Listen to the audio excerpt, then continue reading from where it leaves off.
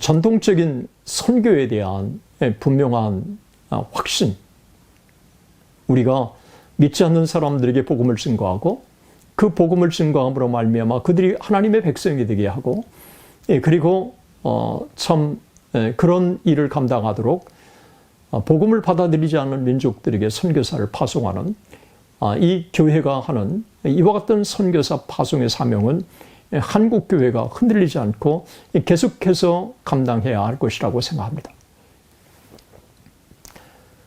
안녕하십니까. 총신대학교 신학대학원 명의교수 박용규입니다. 1970년대 이후 전 세계적으로 전통적인 기독교에 대한 도전이 강하게 일어났습니다. 그것은 세 가지 방향에서 진행되었습니다. 첫 번째가 전통적인 성경관에 대한 도전이고, 두 번째가 전통적인 선교에 대한 도전이고, 세 번째는 전통적인 남녀 결혼에 대한 결혼관의 도전으로 집약해 볼 수 있을 것 같습니다. 두 번째는 전통적인 선교에 대한 도전입니다. 우리가 잘 아는 것처럼 선교라고 하는 것은 미전도 종족에게 예수 그리스도를 증거해서 그들로 하여금 예수 믿고 구원받도록 하는 게 전통적인 선교에 대한 개념이었습니다. 이것은 마태복음 28장 18절 19절에서 우리 주님께서 말씀하신 그대로 너희는 가서 모든 족속으로 제자를 삼아 아버지와 아들과 성령의 이름으로 세례를 주고 내가 너희에게 분부한 모든 것을 가르쳐 지키게 하라. 보라 세상 끝날까지 너희와 항상 함께 있으리라고 하는 Great Commission, 위대한 위임의 명령이라고 하는 주님의 가르침 속에서 우리는 분명하게 찾을 수가 있습니다. 사도행전 1장 8절에도 성령이 너희에게 임하시면 너희가 권능을 받고 예루살렘과 온 유대와 사마리아와 땅끝까지 이르러 내 증인이 되리라 하시니라. 선교라고 하는 것은 바로 예루살렘에서 땅끝까지 복음을 받지 못한 사람들에게 복음을 증거해서 그들로 하여금 예수 믿고 구원받도록 하는 게 선교의 개념이었다고 하는 것입니다. 이것이 전통적인 선교 개념이었습니다. 그런데 1948년 WCC가 결성되고 남미의 해방신화, 또 한국의 민중신화, 이런 것들이 등장하기 시작하면서 선교의 개념을 재정립하기 시작한 것입니다.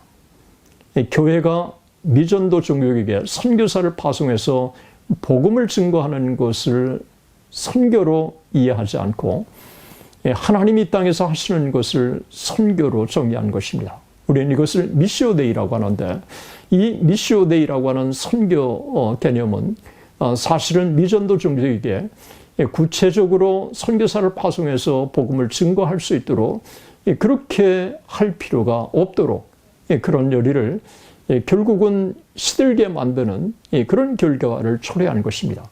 그래서 선교열이 죽었고, 그리고 교회는 선교열이 죽기 때문에 교회가 쇠퇴할 수밖에 없었습니다.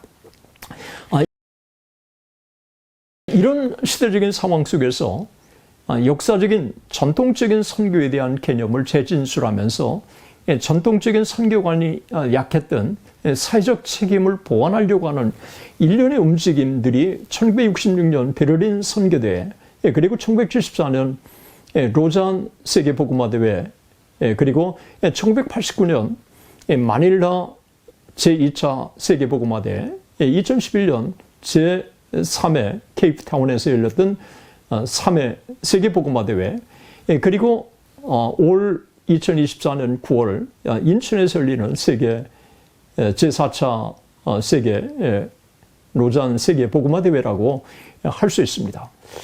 1974년 전 세계 150국가에서 파송된 2,700명의 세계적인 복음주의 지도자들이 머리를 맞대고 함께 이제 만든 것이 바로 로잔 언약이라고 할 수 있습니다. 이 로잔 언약에 보면 제1항 하나님에 대해서, 2항 성경에 대해서, 그래서 하나님에 대해서도 전통적인 삼위일체 하나님에 대해서, 그리고 이항 성경에 있어서도 성경의 무호성을 분명하게 진술했습니다. 그리고 전도에 대해서도 미전도 종족에게 예수 그리스도를 증거해서 그들로 하여금 구원의 백성이 되도록 하는 전통적인 전도에 대한 것을 분명하게 진술했습니다.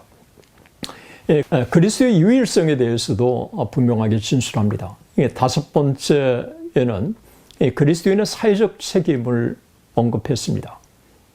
복음 전도와 사회적 책임은 같이 가야 한다고 하는 분명한 진술입니다. 그래서 로잔 언약은 전통적인 미전도 종족에게 복음을 증거하는 전통적인 선교 개념을 분명하게 계승하면서 그동안의 전통적인 선교관이 약했던 대사회적 책임을 보완해간 너무도 훌륭한 참 전통적인 기독교에 대한 재진술이라고 할 수 있습니다. 그래서 복음 전도와 사회적 책임을 동시에 감당해야 된다고 하는 이 로잔 언약은 제1회 로잔 세계복음화 대회에 스위스 로잔에서 열린 이 대회에 65명이 한국의 대표들이 참석합니다. 제3회 케이프타운에서 열린 대회에는 100여 명이 넘는 대표들이 한국에서 파송되었습니다. 제4회 이제 세계복음화 대회가 인천에서 열리기 때문에 정말 많은 한국의 대표자들이 여기에 참석할 것이라고 생각합니다.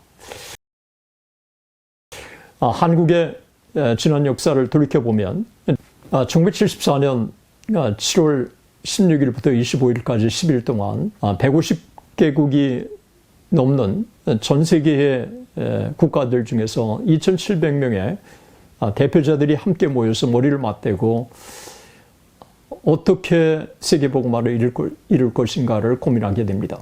그리고 만들어낸 것이 1974년 로잔 언약이라고 할 수 있습니다. 로잔 언약에 제가 말씀드린 대로 제1항에 분명하게 하나님에 대해서, 제2항에 성경에 대해서, 그리고 3항에는 그리스도의 유일성과 보편성에 대해서, 그리고 4항에는 전도 본질에 대해서, 5항에는 사회적 책임에 대해서, 6항에는 교회와 전도에 대해서, 그리고 7번째, 7번째는 전도를 위한 협력에 대해서, 8번째는 교회의 선교 협력에 대해서, 그리고 9번째 전도의 긴박성에 대해서, 10번째 전도와 문화에 대해서, 11번째 교육과 지도력에 대해서, 12번째 영적 싸움에 대해서, 13번째 자유와 핍박에 대해서, 14번째 성령의 능력에 대해서, 15번째 그리스도의 재림에 대해서 그리고 정리를 했습니다. 마지막 정리하면서 이렇게 밝혔습니다. 그러므로 이와 같은 우리의 믿음과 우리의 결심에 따라 우리는 온 세계 복음화를 함께 기도하고 계획하고 일할 것을 하나님과 우리 상호간에 엄숙히 서약한다. 우리는 다른 사람들도 이 일에 우리와 함께 동참할 것을 호소한다. 우리로 하여금 하나님의 영광을 위해 이 언약에 신실하도록 그의 은혜로 도와주시기를 기도한다. 아멘. 할렐루야. 사실 로잔 대회에 65명의 대표들이 참석했고 그 대표자들 중에서는 한경진 목사님, 김준권 목사님, 조동진 목사님, 그리고 조정남 목사님을 비롯한 정말 내노라한 한국의 복음주의 지도자들이 참석했습니다.